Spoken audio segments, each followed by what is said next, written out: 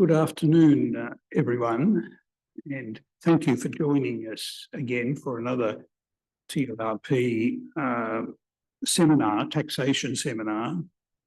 We've been lucky to organise a couple over the last month, and we're very fortunate today talking again on a topic related to last time, the global minimum taxation proposal, summarised as GLOBE or GLOBE.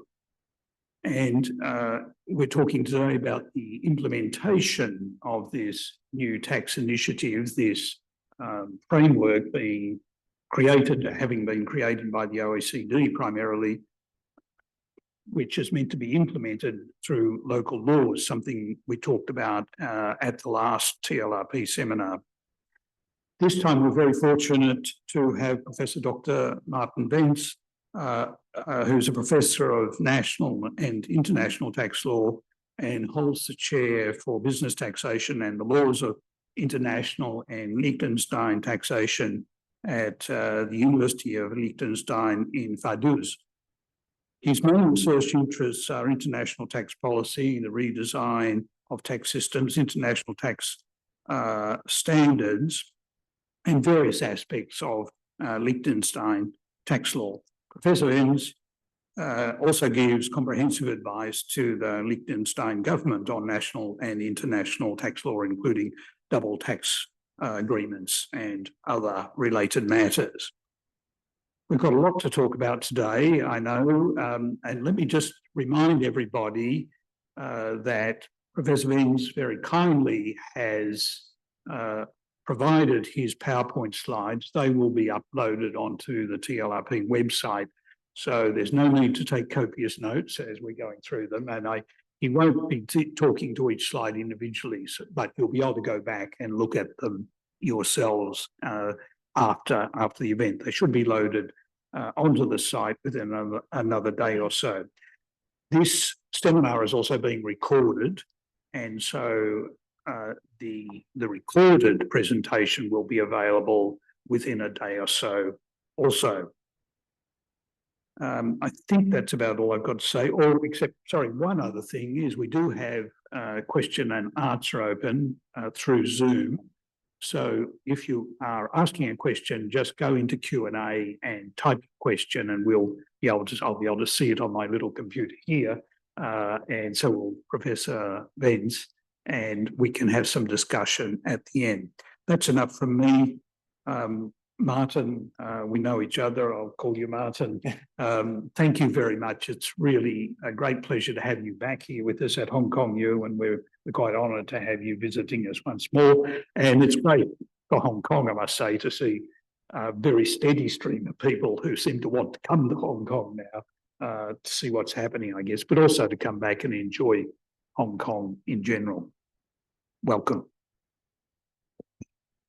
Yeah, welcome, ladies and gentlemen. Good afternoon in Asia Pacific, and good morning in Europe to all the audience. It's a great pleasure, Richard. Thank you very much for welcoming me here. It's a great pleasure to be back again in Asia Pacific and in specific in Hong Kong. And yeah, there was always some time during COVID long time ago that I had not the possibility to join you here, and as you said, to have a look what's going on, and I can tell there's a lot going on, that it's quite interesting and as fabulous as it was to be in Hong Kong. Yeah, thank you very much for having me, Professor Richard Kuln, but also Professor Wilson Chow. We had a lot of talks in the past about very different subjects, and as mentioned, it's quite great to have these direct exchange of views on many topics. Today I would like to address the global minimum taxation, one of the major international tax projects, to call it like that, a global initiative which is now on the way to be implemented in Europe. We are quite far, or Europe is quite far in that process. Asia Pacific is on the way, or has introduced also the standards, and the Middle East, for instance, and other parts of the world are also catching up in these days. Brazil, for instance, announced the introduction of a QDMTT or something like a QDMTT. So we see quite a lot of activity in so far. The topic is to have a focus not only on the implementation and the dominant role of these qualified domestic minimum top-up tax, QDMTT, including tax and revenue allocation effects, but also to have a detailed but also a general view on the impact of GloBE on tax systems, on tax incentives, and at the very end on tax competition. Is it still there? Is it reduced? Is it curbed? Or is it even enhanced? So this is in more or less the story of today, and as mentioned, the slides are of course available, and I try not to be too technical, and then also to have, and I'm looking very much forward to that, to have a lively debate. The more, the better. I would like to start with a kind of a picture, and it's like maybe more like a picture book, my presentation, with a picture on the international tax architecture, the level playing field on taxation. And well, we saw in the last couple of years, decades, saw quite a rather unique level playing field, global international tax standards. Many countries and jurisdictions followed and implemented them. However, they were also challenged and dominated by the big players, to mention China, the European Union, the United States, and in a way re-challenged also by countries and jurisdictions of the global south. And in these days, of course, we are on the way to a kind of a UN framework convention on international tax cooperation, which might or which should solve all the issues that have been emerged with these challenging of the level playing field of the international tax architecture, or because the international tax architecture especially has been developed as it looks today. Going a little bit further and trying to be more precise and is to use a kind of a model structure of a multinational enterprise with a headquarter, with a company or companies in investment hubs, and also several operating companies. So you can multiply that, of course, regarding the precise companies involved. But I think, or I hope that this picture, which looks a little bit complex and overdone, that this picture may help a little bit to sort out where we are, where we started, and also with regard to the project of GloBE, of the global minimum taxation. So what we saw in the past, in the last decades, is of course kind of profit shifting to especially investment companies and investment hubs. And with that profit shifting, there was developed in the BEPS 1.0 project, there was developed the need, the requirement for substance. And this was not the way that the profit shifting has ended, but rather that after profits have been shifted, also substance has been shifted to these investment hubs. And we see it in Hong Kong, we see it in Singapore, but also in Switzerland and Ireland and other investment hubs about the results insofar. Having said that, of course, with profits, with substance that are with the profits, of course, also tax have been shifted, and it's quite interesting to see then where we have also competition arguments and competition relationships. So it's between the investment hubs, investment companies, of course, it's between the multinational headquarters countries, usually or very often high income or upper middle income countries, and it's in between the headquarters countries and the investment hubs. CFC is just a kind of a result of that, to say so. Having a look where the global top 300 or a little bit more of the global top 300 headquarters are located, then we see at least that they are not located in the global south. Having said that, so this is a kind of the, let's call it the G20 world, where they are located more or less or in parts very close to the G20. Further evidence, if we go ahead with regard to profits and international taxation of multinationals, we see that reported profits and where they are taxed is dominantly in high income jurisdictions and investment hubs. Altogether, 70% of the profits of multinationals are reported there, are taxed there.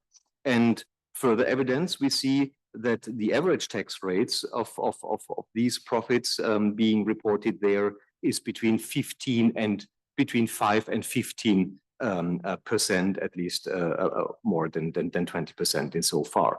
So we will not wonder with regard to ending up in a situation where this so-called race to the bottom has taken place in the last, or at least in the last 25 years, and you see some further evidence insofar regarding tax rates of corporate income taxation.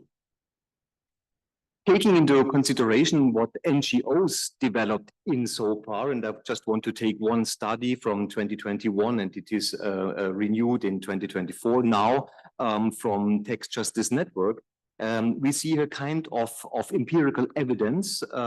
So on the one hand, the so-called global scale weight with regard to the sum of inward and outward foreign direct investments. And we see the so-called Haven score. The Haven score is developed out of 20 indicators for the good, for the bad, correct or wrong, with regard to an analysis of the different corporate tax systems of the different jurisdictions. And with all that, and you see the examples of the Netherlands on the right-hand side, with all that, there is an indicator developed, the so-called corporate tax haven index value. And this should clarify and show the so-called global tax havenry. So the impact of the respective jurisdiction, we would say, to BEPS. The interesting thing insofar is, of course, that this is data from a post-BEPS period, at least with regard to BEPS 1.0 project. And therefore, for instance, the South Center also quite recently mentioned that OECD and all the project BEPS 1.0 did not rather prevent BEPS, but rather enabled BEPS. So vice versa, according to the South Center, as was the indication and the aim of the BEPS 1.0 project. Having said that, we see, of course, the dominant player like the BVI, Cayman Islands, Bermuda, Jersey, insofar, but we see also investment hubs like Switzerland or Singapore, Ireland, Hong Kong, Netherlands, Luxembourg, who play a dominant role and who are regarded, according to the World Bank and OECD classification, as investment hubs, whereas we see other countries colored in blue, high income countries, or less blue, upper middle income countries. So it's focused on the so-called investment hubs who have a very high 150% plus ratio of inward foreign direct investment compared to the GDP. So that's a classification criteria. We see empirical evidence on the one hand side, and on the other, we see, of course, this kind of evaluation process of Tax Justice Network with regard to the Haven score. To mention, currently, according to the inclusive framework and the Forum on Harmful Tax Competition, there are no harmful preferential tax regimes insofar to indicate, and subject to the BVI, which is mentioned in the Annex number 2, because of a evaluation being only partially compliant in the exchange of information upon request. There's also no indication insofar with regard to these jurisdictions and countries and players with regard to being jurisdictions that are classified as non-cooperative. So all are cooperative and all do not use harmful preferential tax regimes, just to be mentioned in so far. And the development, it's quite interesting. I think we can start with kind of a video. Maybe I need some help here. So you can see quite here the development between the 2019 data, 2021 data, and the 2024 data. Quite stable in the top ranking, but with some changes below, to say so, below the top ranking. Quite interesting to see, and a little bit maybe entertaining. So tax should be much more entertaining and maybe not that technical. That is the idea in so far, of course. Yeah. Having said that, profit shifting, we talked about substance shifting following profit shifting, and coming with that also a kind of tax shifting, and we see it, let's say, as a clear example with regard to Ireland, having a corporate income tax revenue per capita very similar to other countries like France and others, and then of course developed heavily, but developed heavily also in the last couple of years in a post-BEPS era, to say so, and is even this year kind of a development also in Switzerland and in the Netherlands. Yes, maybe just as an opening to what we talk about and why we talk about on the global minimum taxation, and maybe also why this was developed. Pillar 2 was developed as a comprehensive, and I would like to draw it like that, as a comprehensive backstop mechanism with a kind of a jurisdictional blending. We come back to that later on, to prevent BEPS. So obviously there is still BEPS and the evidence might be used for this, but also in addition, and that's quite important, to curb tax competition.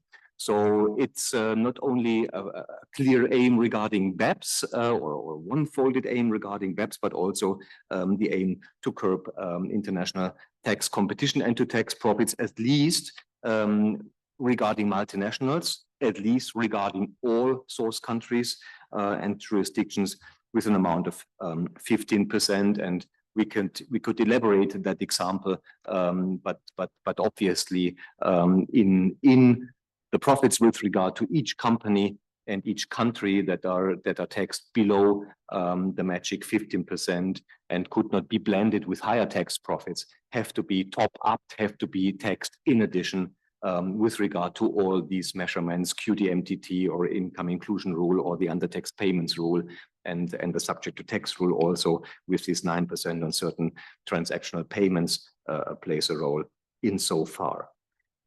Having said that, I would go further to say, well, what is the pillar 2? And the pillar 2 is not, to my understanding, not kind of just a kind of a top-up tax, a mechanism. I think it's important to understand it's a kind of an international benchmark tax system. This means the tax system defined by the GloBE model rules contains everything of a tax system, more or less detailed formulated, maybe rather more detailed formulated. So we have a system, a corporate income tax system, a worldwide corporate income tax system. Of course, the arm's length standard is applied. Of course, the BEPS minimum standard is applied. We have a jurisdictional blending between different legal entities paying more or less of the magic 15%. We have a top-up tax rule order in a way of which country and jurisdiction should levy the respective top-up tax to come up to at least 15%. And we have a kind of a mixed aim of preventing BEPS and curbing tax competition, as already mentioned.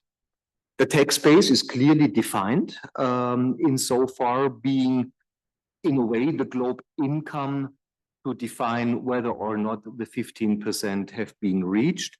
However, the GloBE excess profits, as you all know, is the real tax basis insofar taking into consideration also GloBE substance-based income exclusions, which, and this is of course a further discussion, which could have also reduced the GloBE income, but they do not reduce the GloBE income, they reduce the GloBE excess profits And I think this is quite important in a further analysis. And you see, this is not a one way. This is a compromise of a system. Having said already, preventing BEPS and also curbing tax competition. Tax rates are defined at 15%, and also with regard to the statutory subject to tax rule, the respective 9%. And just to mention, quite important is this GloBE rule order. So which country, which jurisdiction has the right to tax first, because this has an impact, of course, on revenue allocation, tax allocation, and at the very end also on tax competition. Having a look with all that as a basis to the implementation of Pillar 2, starting with the inclusive framework, with the model rules, also with a European perspective, as the EU took the, let's call it, possibility to put all these Pillar 2 and the global rules into a mandatory framework, into an EU directive. And also to clarify issues which are rather linked to European law, not only to include multinationals, so cross-border situations, but also large domestic groups for European legal reasons. We see kind of you could call it fragmentation or two ways how to implement. And on the one hand side, and this is this EU approach, let's call it like that, there is this implementation of a globe or of global, very comprehensive GloBE tax acts. So 100 plus articles and paragraphs is a kind of implementing phrase by phrase what the model rules more or less indicate. And there's this kind of rather a framework GloBE Tax Act implementation this way, as for instance Switzerland took and also Liechtenstein. What we rather see in a global way is that there is the local corporate income tax, if there is one, or if there has been introduced one in the past, or also linked to this GloBE implementation, and in addition, the GloBE Tax Act, and both act in a way, in a separate way. So the GloBE Tax Act is also in addition to the Corporate Income Tax Act regarding also its application.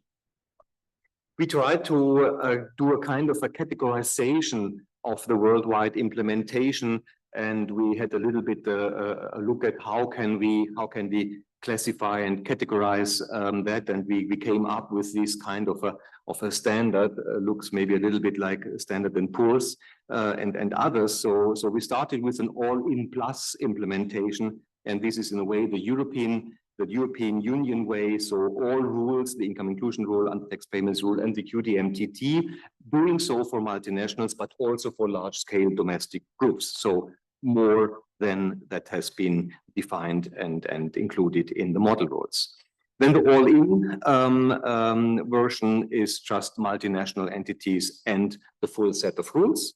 As already mentioned, all-in minus is then just multinationals or maybe also large-scale domestic groups and one or two rules that have been left out. So IIR, UTPR, or the QT-MTT. Usually it's the introduction of the QT-MTT and maybe the IIR, but usually the UTPR or the UTPR and the IIR are left out. So this is the kind of these three possibilities how to implement, and as we see it in empirical evidence currently, how the GloBE rules are implemented up to now. We see then countries that do a kind of a maybe. So there are ongoing discussions whether GloBE should be implemented, or whether, for instance, domestic minimum top-up taxes for very other reasons that have already been introduced, like, for instance, in Colombia, whether they could also be interpreted as a QD entity under the GloBE rules. In Colombia, just to mention, the domestic minimum top-up tax has the function to floor the effect of national tax incentives insofar. Then, of course, there is the big community of on hold in a way of wait and see. So what happens globally?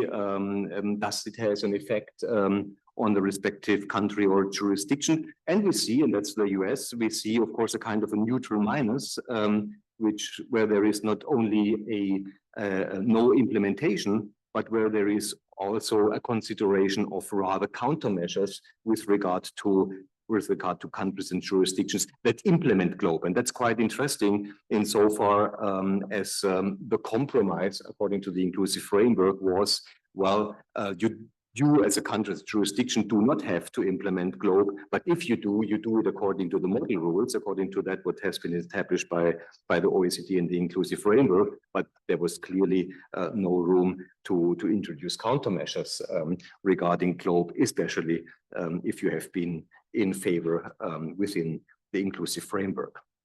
So having a look at it a little bit more detailed, as mentioned, Europe is a little bit the front runner insofar with regard to the mandatory directive. So the European Union member states have to implement it, and they had to implement it until the end of last year. Some are still in the process of doing so. The European Commission took action to support that or to boost it. And you see also non-EU members, non-EU countries like the UK, like Norway, like Switzerland, and also very small, you see it left-hand side, for instance, LI for Liechtenstein.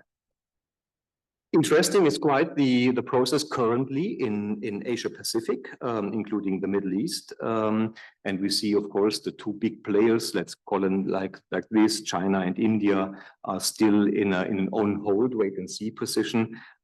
It's rather the much smaller, mid-sized countries, bigger countries that are on the way to implement, currently already implemented in Singapore. So the QDMTT and the IIR applicable from 2025 onwards. Hong Kong, probably the same, but still in discussion with certain consultative documents. Yeah, that's some aspects with regard to the current implementation, kind of the GloBE level playing field. So maybe in the future, we end up with very different or with a fragmented level playing field, also with regard to GloBE. And quite interesting is to see, of course, the impact on revenue and on taxes, and because of this dominance of the QDMTT. So if there is an implementation of GloBE, at least a QDMTT has been introduced, and this has also been done by high tax countries, whereas at the beginning it was rather thought that this is an instrument of low tax jurisdictions, but also high tax jurisdictions and countries have introduced QDMTTs, just to mention again, Brazil in recent time. So obviously, also regarding revenue, it is these rules the QDMTTs, that might trigger additional revenue that is estimated here between 150 and 200 billion US dollars. However, that can be questioned, but I think that's quite crystal clear to see the QDMTT is the rule that brings or makes the music. Everything else is estimated reduction of profit shifting, although we can see, at least from the past, including all the empirical evidence we just had a look at, that there obviously is not much of these reduced profit shifting. There might be even more of profit shifting. Having a look on the impact of GloBE on tax systems and tax incentives, let's start with, let's say, different kind of tax systems. And we are here in Hong Kong at Hong Kong University, and therefore, of course, let's have a look first with territorial tax systems. And Hong Kong is one, maybe the example for a territorial tax system. However, it was challenged also by the EU Code of Conduct group and the EU Code of Conduct, and therefore, for instance, in the last couple of years, Hong Kong introduced a kind of a foreign source passive income capital gains exemption, so a regime where also these foreign source passive income might be taxed in Hong Kong against the tradition of having a territorial tax system. What is clear from a GloBE perspective, and therefore it was important, I think, to see that the GloBE system is a kind of a new benchmark system. What is clear is that all these let's say specific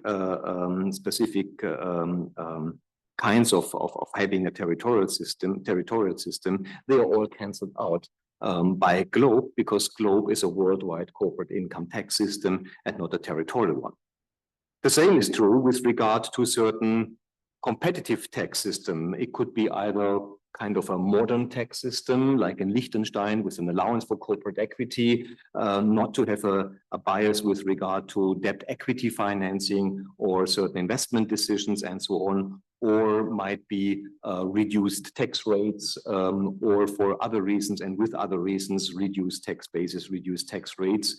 Of course, the GloBE benchmark system is cancelling out all these kind of effects, where it ends up with a taxation that is below the 15% defined under the GloBE system, not defined under the local tax system, of course. And then we see certain tax systems with preferential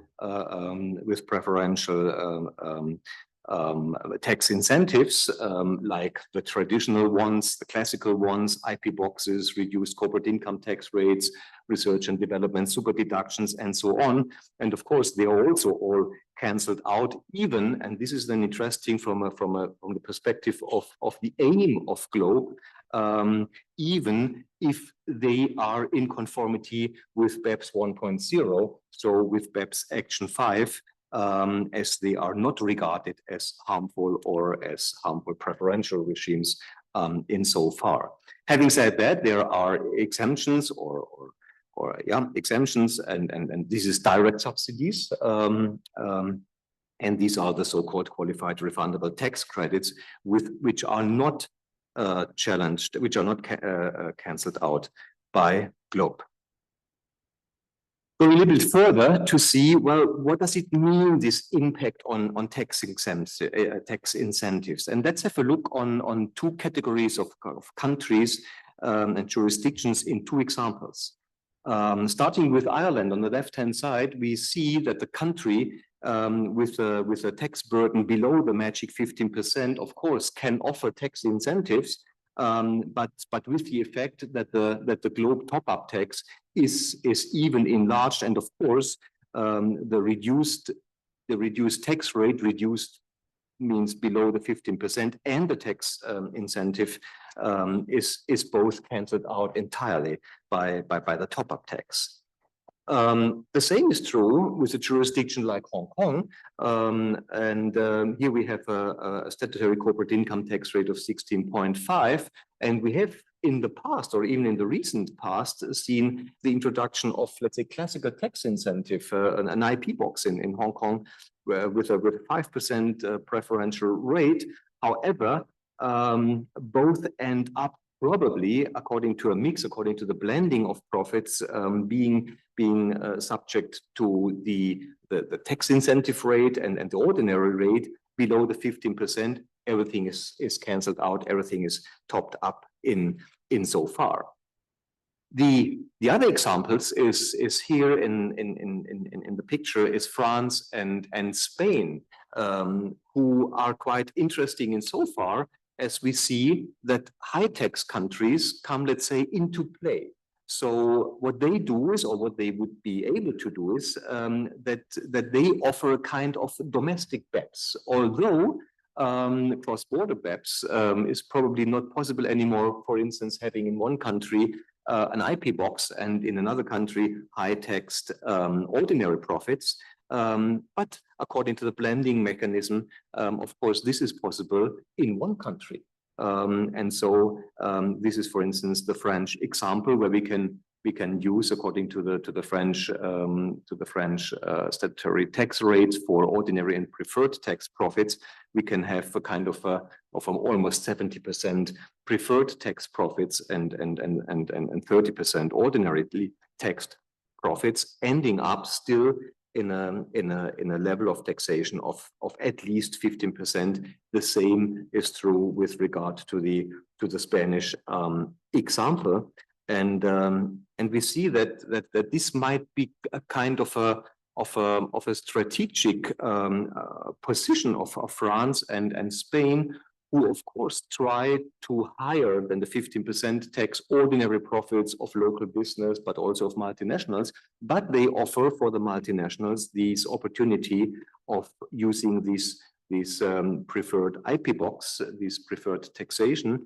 and insofar, of course, bring themselves on the level that we have seen in the past, or only with regard to low tax countries, and of course, with the aim of keeping or developing these intellectual property rights in their country and not losing them to other countries. So quite interesting to see that that GloBE has especially, or could have especially, also a very interesting impact on high tax countries. Yeah, having said that, I would like to close or like to focus finally on international tax competition. So what do we talk about regarding GloBE? What is the impact of GloBE insofar? We see this kind of how you say, tax competition pyramid or GloBE pyramid or BEPS and GloBE pyramid, and you see all these ingredients we were talking about. How corporate income tax system looked like, arm's length standard, double taxation convention, allocation of taxing rights with a capital tax export neutrality. If we have a look, and we just talked about that before, if we have a look in the history of double taxation, this is quite an important an important concept that has been developed insofar. Globalization, research and development, digitalization, IP profits, these kind of premium profits, of course, play their role. That tax competition has been, in a way, successful, to call it like that, to have base erosion and profit shifting, which has been taken place. We saw evidence, and which was accompanied by substance shifting, and then, of course, by a kind of tax shifting. We see today BEPS with substance, we see the magic 15%, and we see domestic BEPS insofar. Having said that, of course, GloBE, there is an incentive for, and that's, I think, very clear for low tax jurisdictions to implement the QT-MTT. The profits insofar will be taxed. The question is who may tax these profits, and of course it is quite crystal clear that low tax jurisdictions, so below 15%, that they implement a QT-MTT and apply a QT-MTT to levy the taxes themselves that have been levied anyway. There is also and France and Spain are examples for that. There's also kind of an incentive for high tax jurisdictions to implement classical tax incentives, like an IP box, for instance, and to be able and to offer the possibility to blend these preferred tax profits with ordinary high tax profits. Also, of course, local business are taxed with these high tax rates. So we probably see an increased tax competition, and we see already evidence, introduction of an IP box in Hong Kong. There is an IP box in Singapore, and many other topics between investment hubs, but also between investment hubs and high tax jurisdictions with regard to tax incentives, as already mentioned, and subsidies, which of course would be an issue for a low tax jurisdiction where there is no blending possibility with regard to domestic BEPS approach. Yeah, increasing tax competition also between high tax competition, high tax jurisdictions, high tax countries, Spain and France as an example, and of course that might trigger other countries, their neighbors, Germany, in Italy, and others, to introduce also kind of classical tax incentive to offer domestic BEPS, and with that, and that will end up with that. With that, we see that maybe the introduction of a global minimum taxation has especially also the effect of being a kind of a global maximum taxation. So coming from above 15%, but ending up at 15%, but just from the other direction. Increasing tax competition within investment hubs, of course, as mentioned, this might also be the case, and there is still room, of course, for tax incentives with regard to real investments, the substance-based income exclusion, if on the other hand that should have been supported or clearly supported, that should have the substance-based income exclusion should have been a deduction that could have been deducted while determining the global income and not the global excess profits. Yeah, strengthening taxing rights for high tax jurisdictions, but also for investment hubs. And of course, one can be happy being an investment hub that the taxing rights are strengthened. That's quite nice. Whether this was the aim or is the aim of GloBE is a very different topic, and therefore, to my opinion, the development of a UN framework convention on international tax cooperation is even more, or this will become even more central in the picture, to where all these topics are addressed again, because we see the time before BEPS 1.0, there has been profit shifting, substance shifting, tax shifting. Then we see the introduction of the global minimum taxation, and there might be even more shifting or now raising of new taxes, but in investment hubs and in competitive tax locations. So allocation of taxing rights, allocation of revenue, maybe without allocation of taxing rights, and many other topics are and remain and will be probably on the agenda of the UN Framework Convention on International Tax Cooperation. Yeah, this picture we have already seen. And we can maybe have a look at it with a little bit different eyes from now's perspective. But I think, or I tried at least to make clear the way that has been addressed insofar and before GloBE and with GloBE. But the overall scenery has not really changed. So profits are rather located and booked in high tax and in high income countries and in investment hubs, and so is substance, and so is tax, and so is top-up tax. Just to mention that. Yeah, what can we conclude? There's the current state of play with regard to the implementation of GloBE worldwide.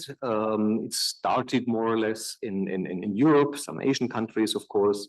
The focus currently is in Asia Pacific and the Middle East, and also in some other countries. And it's quite interesting to see this follow up with the dominant role of the QDMTT. So we see only implementation of GloBE rules with QDMTTs. There is none without a QDMTT, and it's also respective tax and revenue allocation effects. So profit shifting, substance shifting, tax shifting, and now including the global minimum taxation. Impact of GloBE on tax system and tax incentives. All what is not in line with the benchmark is cancelled out. That's a summary, subject to qualified refundable tax credits and direct subsidies. Impact of GloBE on international tax competition, yeah, especially low tax jurisdictions. so high income jurisdictions that are competitive insofar, and investment hubs with regard to QDMTT, but also high tax jurisdictions with a kind of a, well, no, not a need, but the possibility to introduce classical tax incentive and to blend high tax profits with preferred tax profits, these domestic BEPS topic. And therefore we can quite have as a finding and maybe as a starting point of the debate also to see, well, the global minimum taxation is everything but an end of tax competition. It might even has the potential to increase tax competition between investment hubs, between high income countries, and also between high income countries and investment hubs. It's not the model to reallocate profits and revenue to none of these of the high income countries, of the investment hubs, and of the low tax jurisdictions. So there is no allocation effect insofar to be seen with regard to other jurisdictions. Yeah, investment hubs, high tax jurisdictions are in the focus in kind of a competition between these types of jurisdictions, but also in and between high tax jurisdictions and in and between in investment hubs. And with that, I thank you very much for your audience, and I'm ever so happy to be a part of the discussion. And I give back to Richard. Thank you very much for having me. Thank you. Thank you, Martin. If we were live, there'd be a round of applause, but let's assume that. And I've got some number of questions which have come in, which is good. The first one is a comment, a thank you. And also, this person has asked about access to recording of the video. Let me just repeat for everyone's benefit, the presentation has been recorded and it will be online, available online on the TLRP website within a few days. And also the PowerPoint slides are all available or will be available online as well. So the request was to distribute the materials. That's the way we distribute them. You know, the most efficient way, so people can go and look for themselves and study. Next question is a good one, I think, a rather broad question, but a really valid one. Martin, do you see as the end game of leveling the playing field of global tax when it has become such a free-for-all on national industrial policies, for example, and subsidies? I think the focus here is generally on the free-for-all, but also on the way that the trade system now is just being, let me be blunt, distorted massively. You know, what's going on at the moment, if I can be blunt again, makes the common agricultural policy look like forward-thinking, massive movement towards tariffs and so on. And the thing that, if I could just add to this question, as I say, a good one, I think people forget the tariffs are taxes. You know, I remember talking with somebody in Australia once about how, you know, Australia was supposed to have low tax. And I pointed out at that time, the tariffs on motor cars, for example, coming from Japan were around about 100%. But people tend to ignore tariffs. Anyhow, I'm talking too much. Yeah, well, thank you very much for the question. The end game, first of all, maybe probably we are far away from kind of an end game. So, and of course, I have to say that to how to say, to be still in the game. I mean, otherwise it would end it maybe in due time. So. So I will, of course, I will not go for that. Well, more taxes is more revenue, and more revenue is of course more possibilities to spend, and therefore this is, I think, in a very general perspective, another step towards a more policy-driven economy. Let's call it like that: a more policy-driven economy than a market-driven economy, in a very general term. Not to go into the details, which kind of revenue is spent for what expensive and so on. But of course, if the state eats up the GDP by taxes, it's the state who spend it. And of course, this is another development, because all we have seen here is at least to a certain extent raising and levying new taxes. On the other hand, with regard at least to low tax jurisdictions, we saw Spain and France with different approaches, maybe surprisingly, but nevertheless, different approaches to use this kind of minimum taxation to I would even say dramatically enhance their tax competitiveness, in rather high local taxes. And so we could say, well, quite a clever strategy. Regarding the endgame topic, the level playing field perspective, I think we will end up not where the aim was defined. So it's not an end of BEPS. Maybe instead of cross-border, it's domestic BEPS, but it's BEPS. It's not an end of tax competition. It's maybe even a boost of tax competition. And I think, but this is the whole BEPS process as well, which was in a kind of an concept.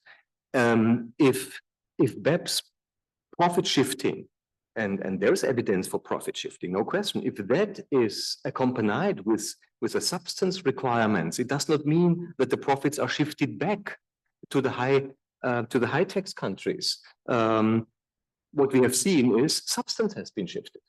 And therefore also regarding GloBE and aims of GloBE and how this all is going on and being implemented and being added by national tax initiatives. And I think this is, and then we are back in the level playing field. This is really what we can see. There's clear evidence that almost all countries think about their corporate income tax system, including GloBE, but also regarding their national corporate income tax system. So we see 180 or plus 180 plus players in the level playing field trying to improve their tax position. And therefore, it's very difficult to see what the result will be. I fear it will rather be a fragmented level playing field than a global or than a unified one. Really, thank you again, and thank you to all of those who joined us today and have stayed with us right till the end. Okay. Yeah, thank you very much. Thank you. Thank you for the audience.